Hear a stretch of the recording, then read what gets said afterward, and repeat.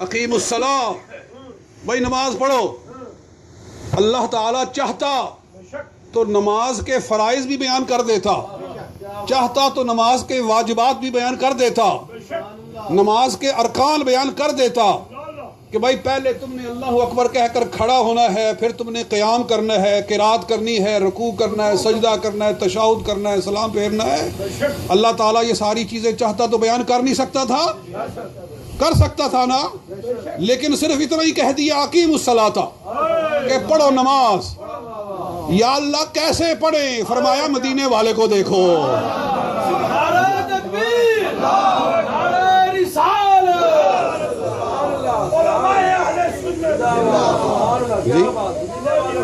یہی تو بات ہے کہ اخلاق کی بھی بات ہونی چاہیے، سرکار کے کردار کی بھی بات ہونی چاہیے، آپ کے اوصاف کی بھی بات ہونی چاہیے، اس لیے کہ یہی وہ چیزیں ہیں جو اللہ تعالیٰ اپنے حبیب کے ذریعے ہمیں دکھانا چاہتا ہے. کہہ دیا کہ نماز پڑھو لیکن تفصیل کوئی نہیں بتائی. فرمایا تفصیل جاننی ہے تو میرے محبوب کے پاس آ جاؤ. اس لیے حضور فرماتے ہیں صلو کما رأیتمونی اصلی. ارے نماز کیا ہے؟ میری اداؤں کے اپنانے کا نام نماز ہے. وہ کیسے وہ شعر ہے، مجھے کیا خبر تھی قیام کی، جی مجھے کیا غرض تھی سجود سے، تیرے نقش پا کی تلاش تھی، میں پڑا ہوا تھا نماز میں. جی تیرے نقش پا کی تلاش تھی، میں پڑا ہوا، میں گرا ہوا تھا نماز میں، تیرے نقش پا کی تلاش تھی. میں تو تیری سنتوں کو اپنا رہا تھا. مقصد تو اللہ تعالیٰ کا یہ ہے، اللہ نے صرف یہی فرما دیا کہ آتوا الزکاۃ، زکوٰۃ دے دو. جی زکوٰۃ دے دو. اب سارا قرآن بھرا ہوا ہے جی ہدایت سے، کتاب ہدایت ہے. اب قرآن میں کوئی دکھا سکتا ہے کہ زکوٰۃ کتنی دینی ہے، کس کو دینی ہے، کس کو نہیں دینی ہے، کتنی دیر بعد دینی ہے، کون صاحب نصاب ہے، کون صاحب نصاب نہیں ہے. یا اللہ کہاں جائیں، کیسے تیرے قرآن پر عمل کریں، کیسے تیری باتوں کو اپنائیں. فرمایا میں نے محبوب کس لیے بھیجا ہے. فرمایا یہ جو کتاب بھیجی ہے یہ تو خاموش کتاب ہے، ایک میں نے چلتی پھرتی کتاب بھی بھیجی ہے اور وہ میرے محبوب کی ذات ہے. جی تو پورا دین تو حضور کی اداؤں کو اپنانے کا نام ہے، سرکار کی باتوں کو اپنانے کا نام ہے. جی تو عزیزان گرامی، اسی طرح سے میں ایک بات آخر میں کہ نبی پاک صلی اللہ علیہ وآلہ وسلم کے اخلاق میں سے ایک خلق یارو معاف کر دینا. جی حضور کے اخلاق میں سے ایک خلق ہے معاف کر دینا، درگزر سے کام لینا. یہ خلق میں کہتا ہوں بڑے بڑے معاف کرنے والے آئے ہوں گے دنیا میں، بڑے بڑے درگزر کرنے والے آئے ہوں گے دنیا میں، بڑے بڑے صبر کرنے والے آئے ہوں گے دنیا میں، مگر جیسا رحیم میرا محبوب ہے ایسا کوئی بھی نہیں ہے. جی بڑے بڑے صابر آئے ہوں گے، بڑے بڑے شاکر آئے ہوں گے، بڑے بڑے معاف کرنے والے آئے ہوں گے، مگر قربان جائیں اللہ تعالیٰ نے ہر خلق کی اپنے محبوب پر انتہا فرمائی ہے. آپ کی معافی اور درگزر کو دیکھ لیں تو لگتا ہے کہ اللہ تعالیٰ نے اس سے اونچا کوئی نمونہ پیدا فرمایا ہی نہیں. نبی اکرم صلی اللہ علیہ وسلم کو کس قدر تکلیفیں دے دے کر مکہ مکرمہ سے نکلنے پر مجبور کیا گیا. جی سرکار نماز پڑھتے ہیں تو آپ کے جسم مبارک کے اوپر اونٹ کی اوجڑی لا کر رکھ دی جاتی ہے. جی نبی اکرم صلی اللہ علیہ وسلم کو اتنے پتھر مارے جاتے ہیں، اتنی سنگ زنی کی جاتی ہے، سنگ باری کی جاتی ہے کہ آقا کریم صلی اللہ علیہ وسلم کا پورا جسم مبارک خون سے آلود، خون یعنی آپ خون سے بھر جاتا ہے جسم آپ کا، آپ کے نالین مبارک میں خون اکٹھا ہو جاتا ہے. اور بخاری کی حدیث ہے، یہ حدیث بخاری شریف میں ہے کہ ملک الجبال حاضر ہوا. جی ملک الجبال فرشتہ وہ جو پہاڑوں پر مقرر ہے وہ حاضر ہوا کہ یا رسول اللہ صلی اللہ علیہ وسلم میں خود نہیں آیا، آپ کے رب کے حکم سے حاضر ہوا ہوں کہ آپ کا رب آپ کو دیکھ رہا ہے، آپ کی حالت اللہ کے سامنے ہے جی۔ اللہ تعالیٰ تو اللہ خود فرماتا ہے فَإِنَّكَ بِأَعْيُنِنَا، اے حبیب تو ہر وقت ہماری نگاہوں میں ہے، فَإِنَّكَ بِأَعْيُنِنَا، تو ہر وقت ہماری نگاہوں میں ہے۔ قربان جائیں، یہ ایک محبت کے اظہار کا ایک طریقہ ہے جی۔ میں کہتا ہوں بھئی آپ کا چہرہ تو ہر وقت میری آنکھوں میں رہتا ہے، قربان، اللہ اپنے محبوب سے اس طرح محبت کا اظہار کرتا ہے، اے حبیب تو ہماری آنکھوں میں ہے، تو ہماری نگاہوں میں ہے۔ بہرحال فرشتہ حاضر ہوا کہ یا رسول اللہ رب کے حکم سے حاضر ہوا ہوں کہ اگر آپ ارشاد فرمائیں تو یہ طائف کی وادی جن دو پہاڑوں کے درمیان میں واقع ہے، ان دونوں پہاڑوں کو اٹھا کر اس بستی کے اوپر رکھ دیا جائے اور ان کا نام و نشان مٹا دیا جائے، کسی کو معلوم بھی نہ ہو کہ یہاں کوئی بستی تھی، یہ ساری بستی پہاڑ کے نیچے دبا کر مار دی جائے۔ نبی اکرم صلی اللہ علیہ وآلہ وسلم نے ارشاد فرمایا ما بعثت عذابا، مجھے اللہ تعالیٰ یعنی فرشتے نے عرض کیا تو نبی علیہ الصلوۃ والسلام نے فرمایا میں یہ دعا نہیں کروں گا، مجھے امید ہے یہ نہیں کلمہ پڑھتے تو ان کی نسلوں میں کلمہ پڑھنے والے آئے۔ اور حضرت زید حضور کے ساتھ ہیں، جب پتھر مارے جاتے ہیں ادھر سے پتھر آتا ہے تو زید ادھر ہوتے ہیں، ادھر سے پتھر آتا ہے تو زید ادھر آ جاتے ہیں، جدھر سے پتھر آتا ہے حضرت زید ادھر گھومتے ہیں، پورا بچانے کی کوشش کر رہے ہیں، کہتے ہیں میرے جسم کے پر سے اڑ جائیں اور میں اپنے محبوب پر قربان ہو جاؤں۔ فشج رأسہ شجاجا شجاجا، حضرت زید کا سر جو ہے زخمی ہو گیا۔ عرض کرتے ہیں یا رسول اللہ ان کی ہلاکت کے لیے دعا فرمائیں۔ نبی علیہ الصلوۃ والسلام نے ارشاد فرمایا ما بعثت عذابا وانما بعثت رحمتا، مجھے اللہ نے عذاب بنا کر نہیں بھیجا، مجھے اللہ نے رحمت للعالمین بنا دیا۔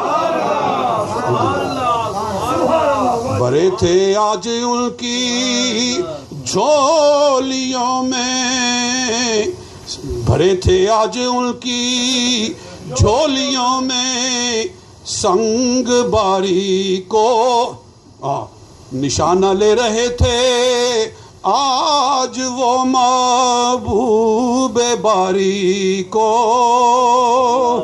جی۔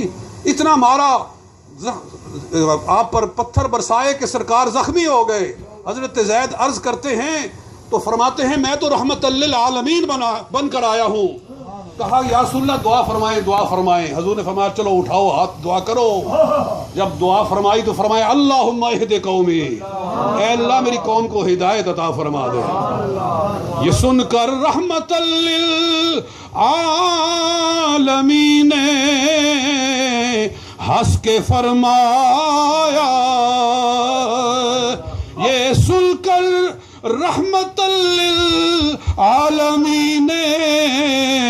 ہنس کے فرمایا کہ میں اس دہر میں قہر و غضب بن کر نہیں آیا۔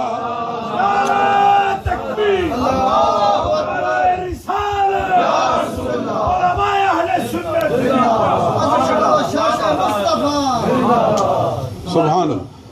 پھر ایک آخری بات ختم کر کے تو میں اجازت چاہتا ہوں کہ جب حضور صلی اللہ علیہ وسلم مکہ مکرمہ فتح فرماتے ہیں جی، تو وہ اہل مکہ جنہوں نے نبی علیہ الصلوۃ والسلام کو کتنی تکلیفیں پہنچائی تھیں، صحابہ کرام کو کیسے کیسے ظلم و تشدد کا نشانہ بنایا تھا، بلال حبشی کے سینے کے اوپر کیسے کیسے بھاری پتھر رکھے گئے تھے، یہ ساری باتیں سرکار کو یاد ہیں۔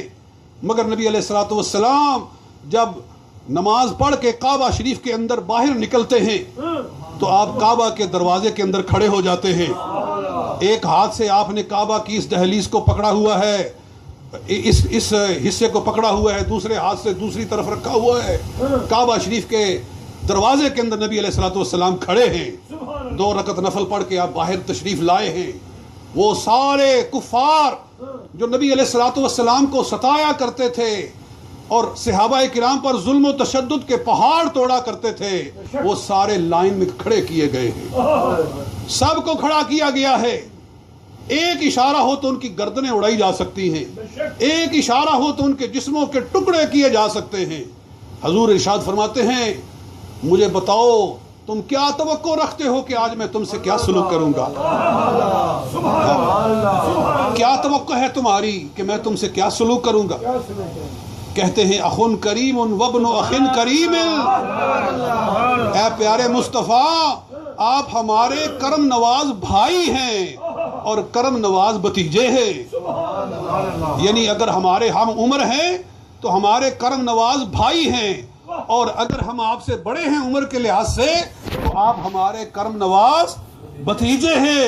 نبی علیہ الصلوۃ والسلام نے ارشاد فرمایا آج میں تم سے وہ سلوک کروں گا جو یوسف علیہ السلام نے اپنے بھائیوں کے ساتھ کیا تھا۔ تم نے مجھے بھائی کہا ہے تو پھر میں وہ سلوک کروں گا جو یوسف علیہ السلام نے اپنے بھائیوں کے ساتھ کیا تھا۔ لا تثریب علیکم اليوم، جاؤ آج تم سب کو آزاد کیا جاتا ہے۔ لا تثریب علیکم اليوم انتم الطلقاء، تم سب کو آزاد کیا جاتا ہے، تمہیں سب کو چھٹی دے دی جاتی ہے۔ کہنے لگے یا رسول اللہ آپ کو چھوڑ کر پھر جائیں کہاں؟ آپ ہمیں آزاد کر رہے ہیں، جاؤ چلے جاؤ، آقا کہاں جائیں؟ حضور اپنی زلفوں کا اسیر بنائیں، ایک بھی نہیں بچا جس نے کلمہ نہیں پڑھا ہے، اور سب اسلام میں داخل ہو گئے۔ کیا آج ہمارے اندر بھی جذبہ ہے کہ ہم کسی بھائی کو معاف کر سکتے ہیں؟ جی ہم بھی اپنے بھائی کو، اپنے رشتہ دار کو معاف کر دیں؟ جی مجھے بتاؤ کہ حضرت یوسف علیہ السلام کے بھائیوں نے جتنا ظلم حضرت یوسف علیہ السلام پر کیا تھا، آج کسی بھائی نے اتنا ظلم اپنے بھائی پر کیا ہے؟ نہیں۔ کوئی مثال دے سکتا ہے؟ نہیں۔ کیا کسی بھائی نے اپنے بھائی کو اٹھا کر کنویں میں پھینکا ہے؟ کیا کسی بھائی نے کسی بھائی کو قافلے کے ہاتھ پر بیچا ہے؟ نہیں۔ ایسا تو کوئی نہیں ہوا بھائی، اتنا ہی ہوا ہے نا، کوئی بات ہو گئی، کوئی ان بن ہو گئی، بھائی میری بچی کے شادی کے موقع پر تو نہیں آیا تھا، ہاں میرے بیٹے کی شادی میں تو نہیں آیا تھا، ایسی چھوٹی چھوٹی باتیں ہوتی ہیں۔ ایک ذرا سی بات تھی، برسوں کے یارانے گئے، جی لوگ چھوٹی چھوٹی باتوں کے اوپر زندگی بھر کے لیے ایک دوسرے سے رشتے ناطے کاٹ لیتے ہیں، مگر رسول اکرم صلی اللہ علیہ وآلہ وسلم ان کو معاف کر رہے ہیں جنہوں نے پتھر برسا برسا کے پورا جسم لہو لہان کیا، اور فرماتے ہیں تم سے وہ سلوک کروں گا جو یوسف علیہ السلام نے اپنے بھائیوں سے کیا۔ اگر آپ بھی کسی رشتہ دار سے ناراض ہیں، اگر آپ کا بھی کسی اپنے رشتہ دار سے رشتہ ٹوٹا ہوا ہے، تو خدا کے لیے آج کا یہ درس لے کر جائیں، اور جاتے ہی ان سے راضی ہو جائیں۔ دو ہی طریقے ہوتے ہیں، یا معافی مانگ لیں یا معافی دے دیں۔ نہ معافی دینا مشکل ہے اور نہ معافی مانگنا، جی اتنا کہہ دینے سے کچھ نہیں جاتا ہے، اگر خدا راضی ہو جائے تو بیڑا پار ہو گیا۔ تو بہرحال رسول پاک صلی اللہ علیہ وسلم کے اخلاق میں سے ایک خلق معافی دینا، ابھی اس پر اور بھی باتیں ہو سکتی ہیں۔ ارحم الراحمین ہماری اس گفتگو کو قبول و منظور فرمائے۔ وآخر دعوانا